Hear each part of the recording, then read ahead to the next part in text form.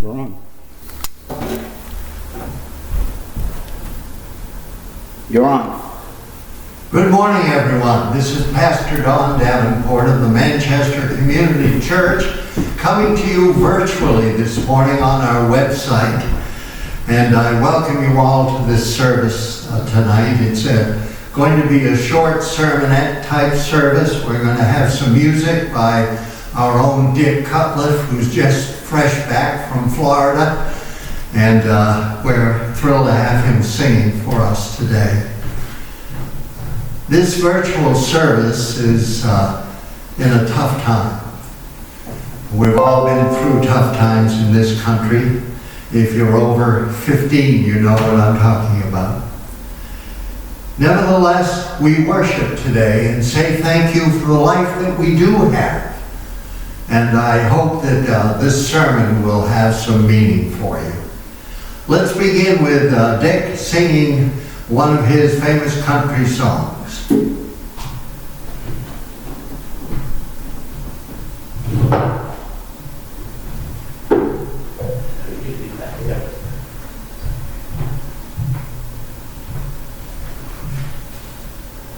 Welcome back, Dick. Well, it's good to be back here.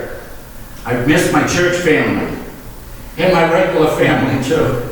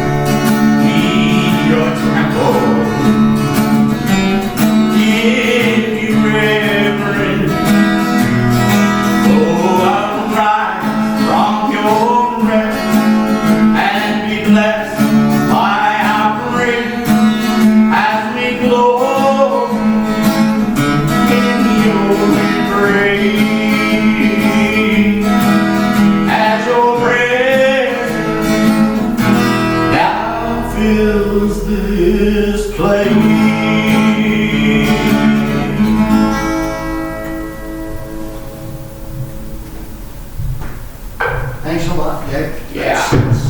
Sets the tone for today.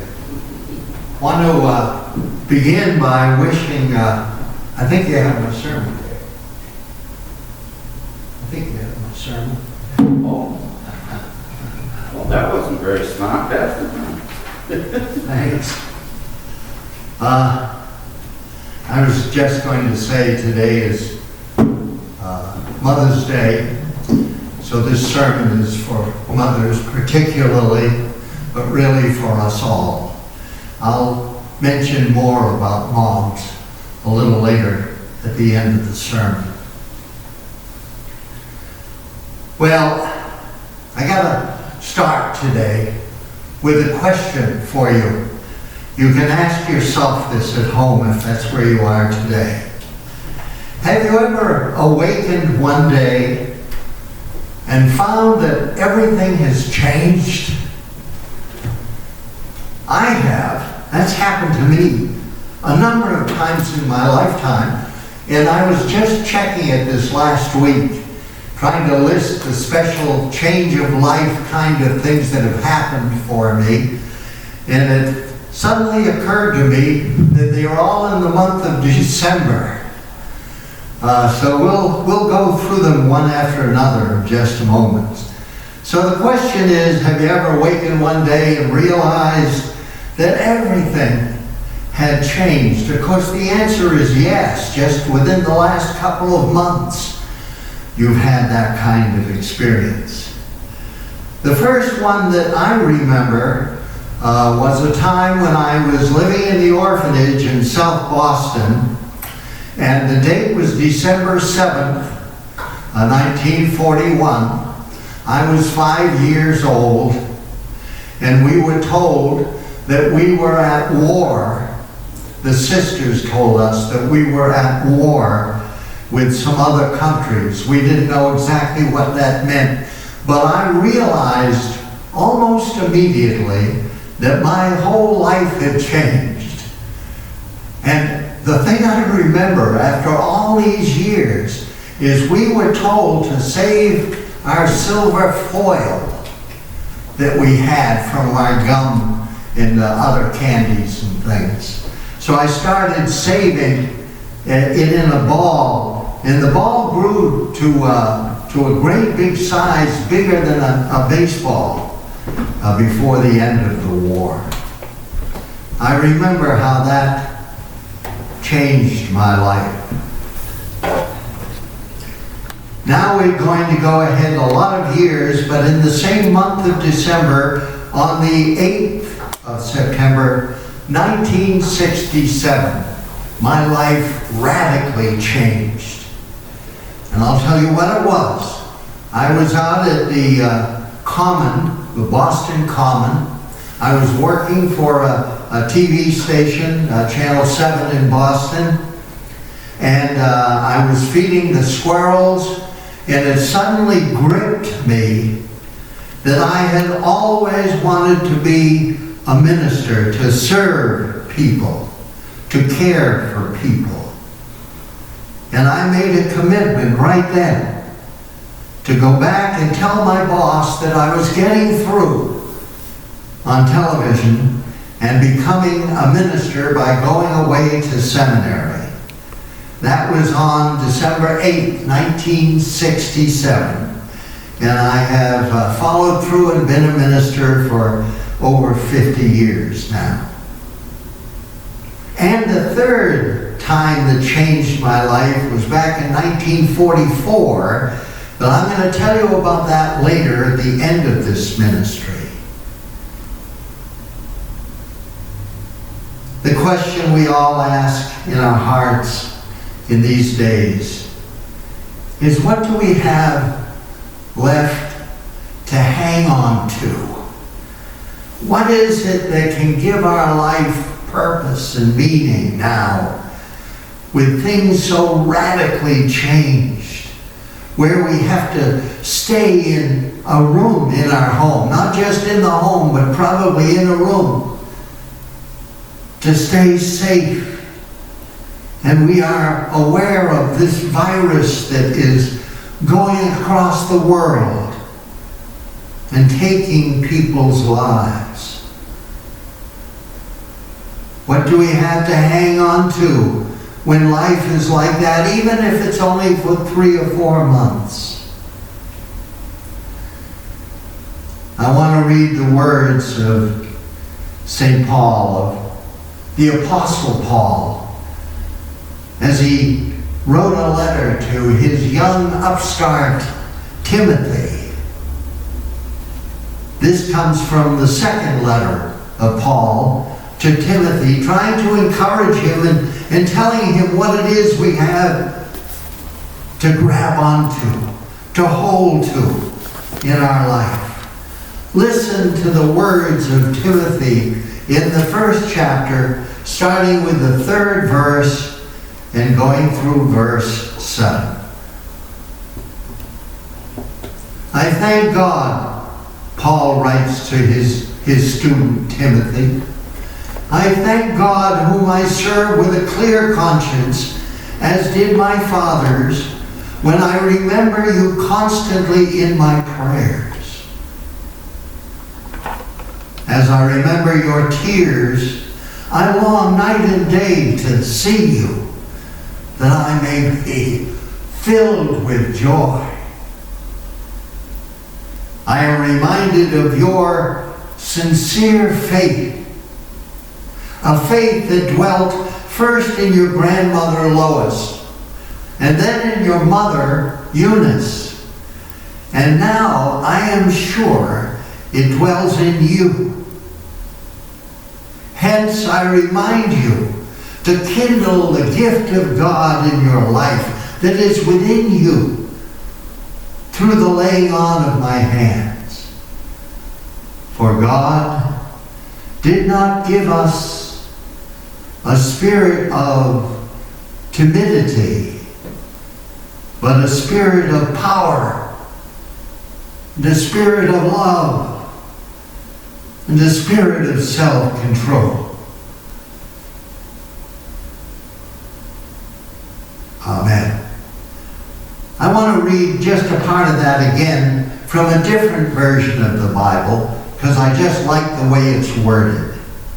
God did not give us a spirit of, I said, timidity, but this time my quote is, crassen fear. I did not give us a spirit of crassen fear, but rather the power, the life, the love of God. Amen.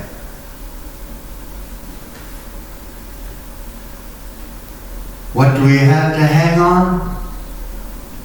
I suspect what we have to hang on has a lot to do with what your mother and your grandmother or your grandparents, your grandfather taught you as you grew up as a child.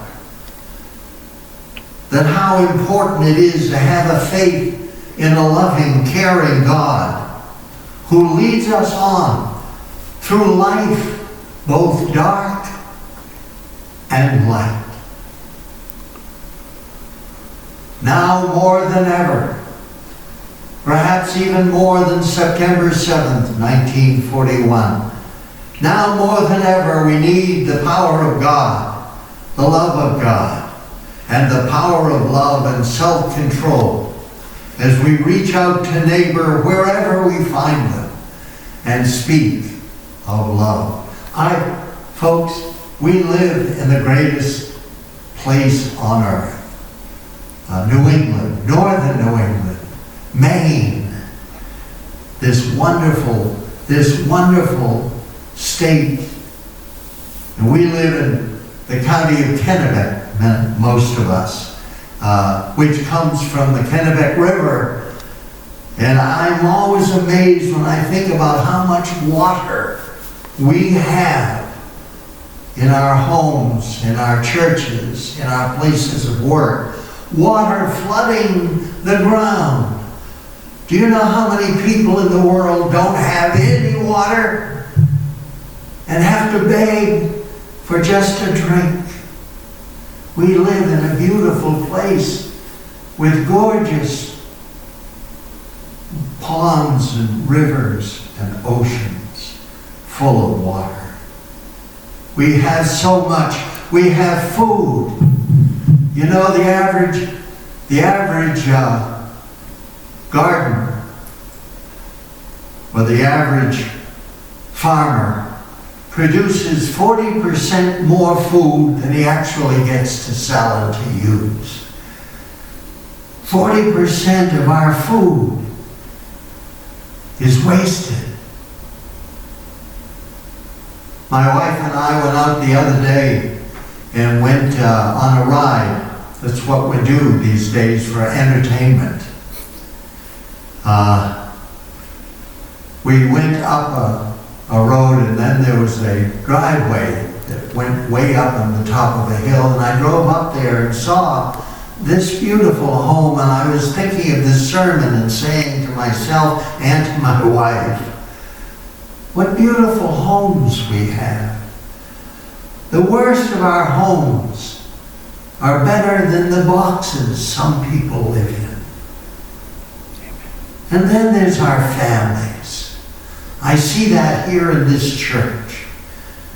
The families that sustain us and teach us, encourage us, and the families that we produce that go on in life. We have so much here in this great country, in this great state. We are given Maybe we have to pay for it, but nevertheless, warmth in the midst of cold winters, in the midst of day and night, year-round, we have wonderful entertainment that we can go and hear or see. And then there's just the countryside.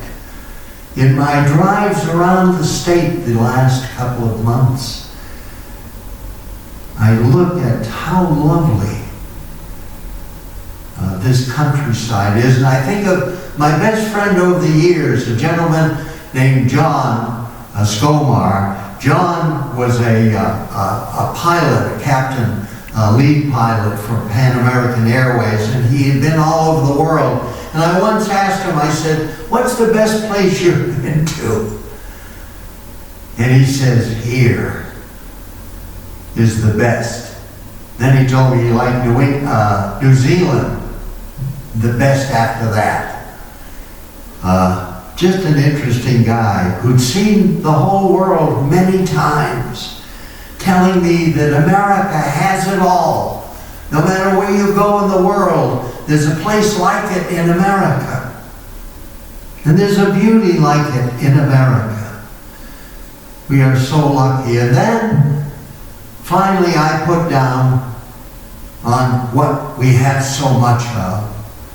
We have our church. And so many people have told me in this difficult time that their church is part of their family and how they thank God. And I think of how my prayers have gone out for you, each one of you mentioned by name, because you're so important to this church. And in the midst of all of this, we have a loving and forgiving God that when we fall short, reaches out and cradles us and says, "Come, follow me." He calls us, you and I, in the midst of the good times and the dark times, to love and care for our neighbors. And who are they?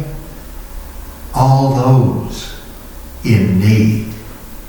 This church goes on caring for others. I believe that God wants the best for every one of you and every one of us. He wants us alive and well and creative and productive. He came, we are told, that we might have life and have it abundantly. God tells us to look at our own blessings, our own possibilities. He stands at the door of our lives and knocks and says, "Come and follow me.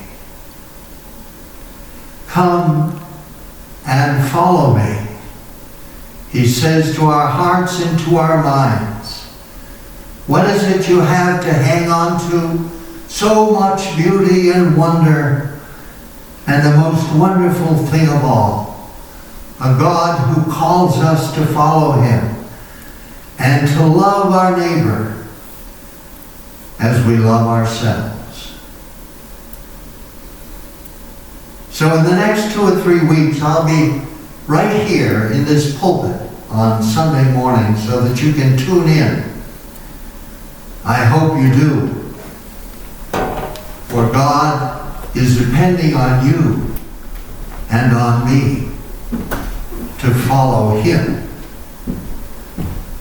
What do we have that we can never forget? That way we were taught, perhaps by our parents or grandparents or great-grandparents, that God knocks on our door and we must follow him. Now I said I have another date. It's also in December, and it's the 4th day of December, 1944.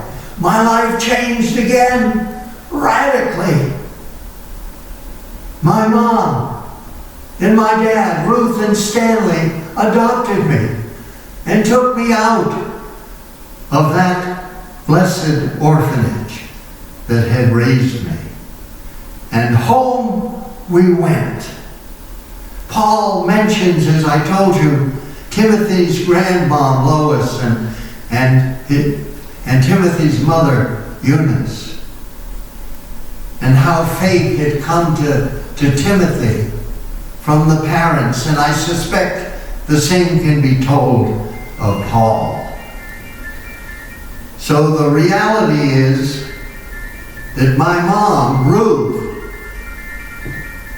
excuse me just a second, raised me so many years ago and brought me to God almost 25 years ago as my mother passed on to heaven, unto her Lord. Almost 25 years ago, she told me as she grabbed my hand and said that adopting me was the best thing that Stanley and Ruth had ever done. I went across the street from where she lived at that time into my office in the Lutheran Church in Augusta, Maine. And as I walked in, the phone was ringing off the hook, and I answered it, and it was where she lived for just a week or two. And they told me my mom had died. And I realized the last thing she said was that adopting me was the best thing that she and my father had done. The truth is, my folks, that adopting me was the best thing that ever happened to me. So I say, all these years later, to you, and to your mom, and to her mom, and to all the moms of the world, thanks again. Thanks again, Mom, for teaching me about God's love. And we end with a musical rendition, once again, from my good friend Dick Cutliff. Thanks, Dick, for your help. Nothing like being live, is there, Pastor?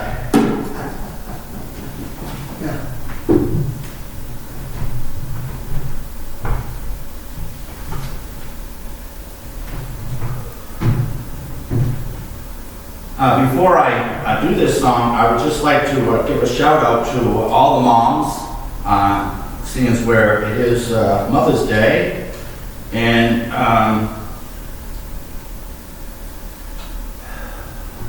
to a special mother in my life who raised 5 children, married a husband, been married over 65 years. Him and her never parted. Except for 2 years ago, he had to go into the nursing home because she was unable to pick him up off the floor after he'd fallen. And she visited him every day in that nursing home until 2 months ago when the nursing home was closed to outside people.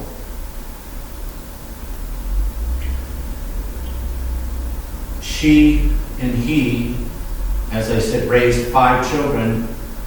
Not only that, but they also, over a span of 20 years, had 24 foster children. Now, Mother is alone now, but you know she's taking it very well. And I say to Mother, you know, you're doing really well with the situation that's going on. And her reply is, she's really never alone. She has Jesus in her life, she always has. And I am very proud of this lady. I would like to dedicate this song to all the mothers, especially those that are alone, but you're really never alone.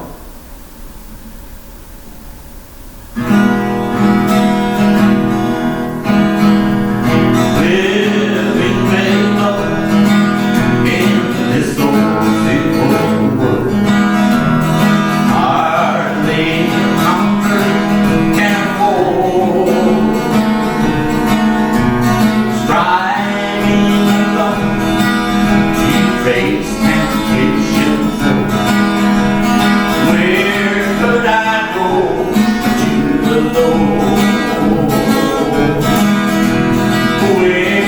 could I go?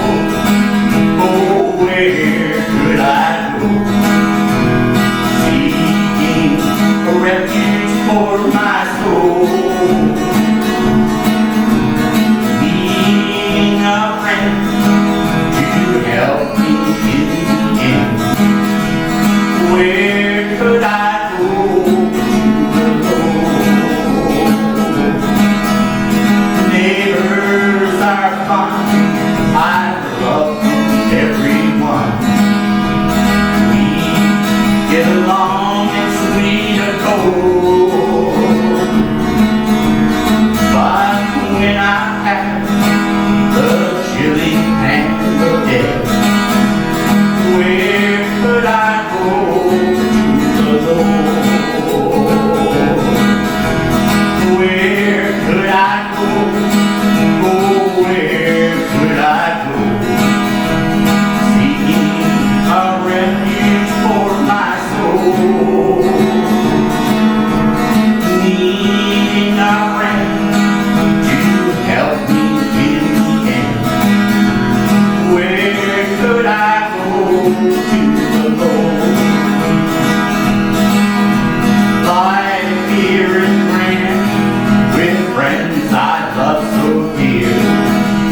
Comfort I get from God's own word.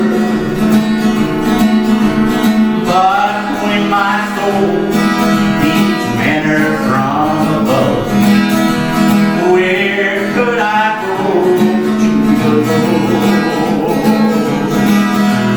Where could I go? Oh, where could I go? Seeking a refuge for my soul, needing a friend to help me in the end. Where could I go to the Lord?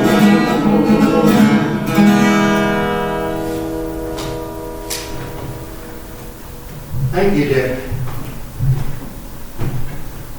And now until next week, same time, next Sunday, I bless you and ask that God may bless you in new and exciting ways, even in this difficult time. May He raise His face upon you and give you peace now and always. Amen.